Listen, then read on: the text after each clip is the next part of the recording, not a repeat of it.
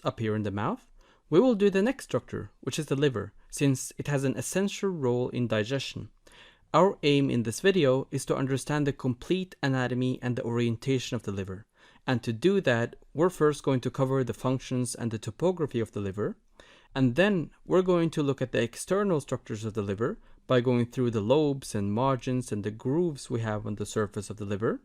And then we're going to talk about the porta hepatis, along with how the liver is fixated, basically going through the coverings and the ligaments you will find around the liver. So the liver, or the hepar in Latin, is the largest internal organ in the body. It lies on the right side of the belly and weighs approximately 1.5 kilograms, so it's pretty heavy. The liver's main job is to filter the blood coming from the digestive tract before passing it to the rest of the body. And it does that through the portal system. And even though you're not familiar with the portal system yet, it's quite important to understand this concept to fully understand the anatomy of the liver.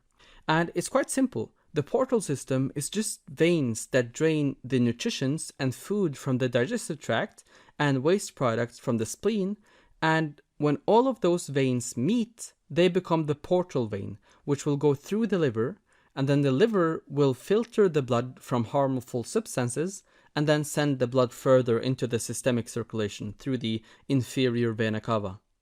Now, this is a very simplified scheme of the portal system, but I hope you get what I tried to tell you earlier, that it filters the blood coming from the digestive tract. The liver also detoxifies the body by transforming potential harmful substances, such as drugs and alcohol, into harmless products to be eliminated in the bile or urine. It also produces cholesterol, which is used for the production of certain hormones and vitamin D. Many nutrients are stored in the liver as well, including certain fats and glycogen, and this glycogen can be used in case of a low blood sugar, for example. So it has many functions. Now, as always, looking at the anatomy of an organ, I like to start with the topography to have the orientations in our head. If we add the lines and look at the holotopy, meaning the liver's position in relation to the body as a whole, the liver actually covers the whole upper level of the abdominal cavity within the ribs. You will find it in the right hypochondriac region, the epigastric region, and then you will find it extending to the left hypochondriac region. From a clinical perspective, we visualize the borders of the liver by using the skeletopy of the liver, meaning its position in relation to our bones. As you see here, the superior border starts at the level of the 10th rib, and then extends up to the level of the 4th intercostal space at the region of approximately the right midclavicular line. And then it goes to the 5th intercostal space, left to the sternum, and then it ends at the 6th intercostal space. So that's the superior border. The inferior border is here. It also starts at the 10th rib at the right side, and goes up to the level of the 8th and 9th rib, and then it continues all the way up to the 6th intercostal space on the left side where it ends. And then posteriorly, you will find it between the 9th thoracic vertebrae to the 11th thoracic vertebrae. So that is the skeletopy of the liver. Now let's do the syntopy of the liver, meaning its position in relation to other organs. Let's look at the superior border first. This is the surface we call the diaphragmatic surface, because you will find this perfectly drawn diaphragm resting on it, as you see here.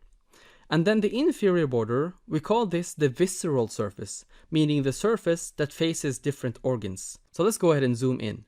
You will find the pylorus of the stomach lying very close to the visceral surface of the liver, but you will also find the upper part of the duodenum, you will find the colon, you will find the right kidney, and you will also find the esophagus and the stomach, the upper part of the stomach lying very close to the superior end of the liver as well. So that was it for the topography. Now, let's continue with the external surface of the liver, and we're going to start by looking at the liver from an anterior view. The first thing that catches your eyes is a distinct ligament on the middle called the falciform ligament, and this ligament separates the right and the left lobe. Now the liver has two margins, right? You have the inferior margin projecting downwards, and this margin is very sharp in shape. And now let's change the angle and look at the liver posteriorly. You will find this rounded posterior margin, which is not as sharp as the inferior one, but an interesting thing about the posterior margin is that the whole liver is covered by ligaments and fat, which we call the peritoneum. except for this area right here on the posterior margin. We call this area the bare area, or area nuda. It's bare because it's the only place that is not covered by fat tissue. It's in direct contact with the diaphragm, because remember, the diaphragm lies on top of the liver. So now that we're looking at the liver posteriorly, let's go ahead and look at its distinct features back here. We have three important grooves on the posterior surface. The first one is a right sagittal groove, and the right sagittal groove is formed by two other grooves you will find on the visceral surface of the liver.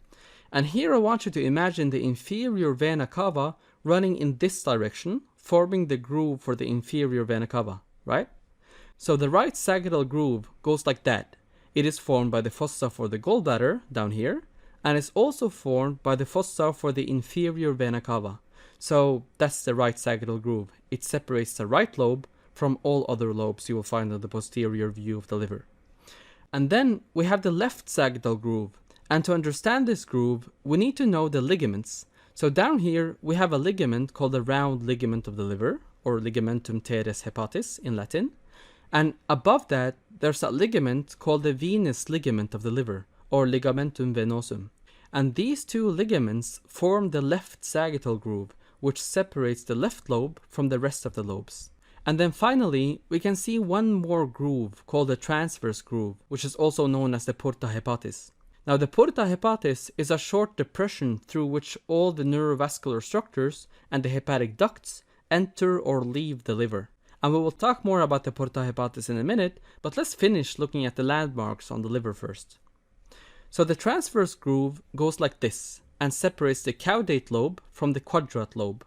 Now we have 4 lobes on the posterior side and 2 lobes on the anterior side, right? This is what we call an anatomical classification or division of the liver, dividing it into lobes. And don't confuse it with something called the Cunard's system, which divide the liver into 8 functionally independent segments, where each segment has its own vascular inflow and outflow and biliary drainage. Knowing this makes it easier to surgically operate segments of the liver away. So keep in mind that we have a classification system based on the landmarks we have on the liver, and a classification system that divides the liver into functionally independent segments. So that's the division of the liver. Now, let's talk a little bit more about the porta hepatis, which I've highlighted in green right here. As we said earlier, the porta hepatis, or the transverse groove, is a short, deep depression. And there are a few things that go in and out from this place. The most noticeable structure is the common hepatic duct, but you will also find the hepatic portal vein and the hepatic artery proper going into the liver through the transverse groove as well.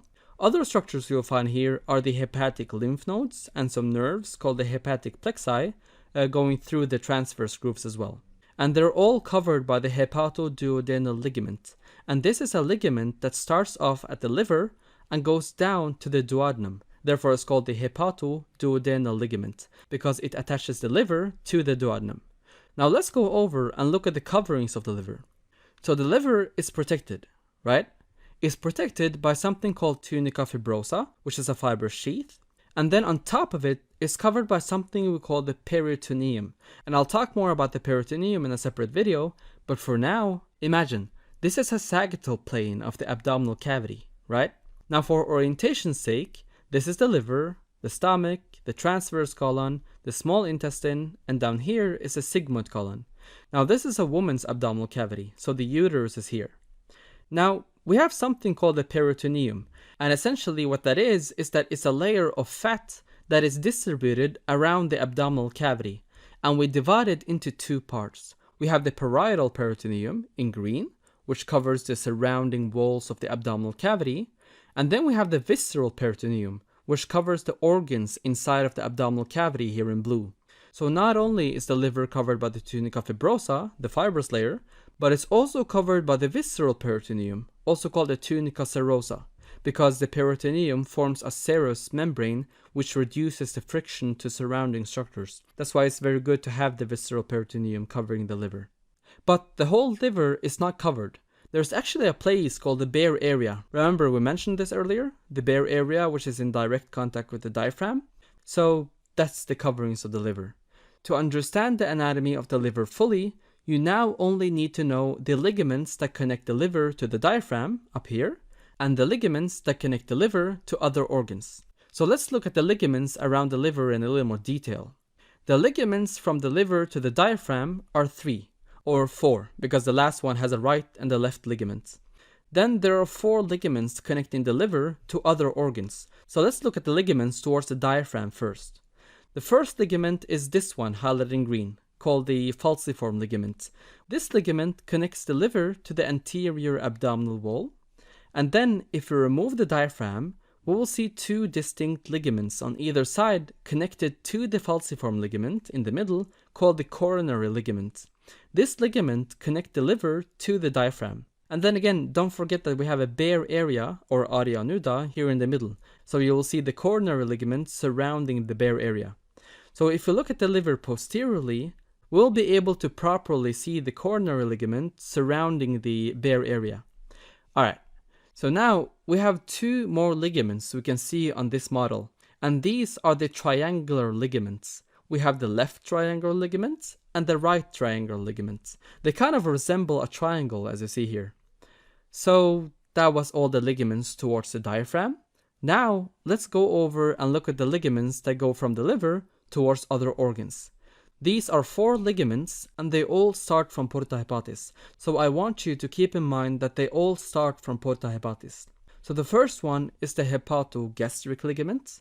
And as the name says, it goes from the liver to the stomach. Or in Latin, it goes from the hepar to the gaster. That's why it gets the name the ligamentum hepatogastricum. And then the next one is the hepatoduodenal ligament, going from the porta hepatis of the liver to the duodenum. And remember, as we saw earlier, this ligament contains the bile duct, veins, nerves, arteries, and things going in and out from the porta hepatis. So that was the hepatoduodenal ligament. Next, we have the hepatorenal ligament. Renal means kidneys. So this one goes from the liver to the right kidney. And the right kidney is behind here, so it goes like this.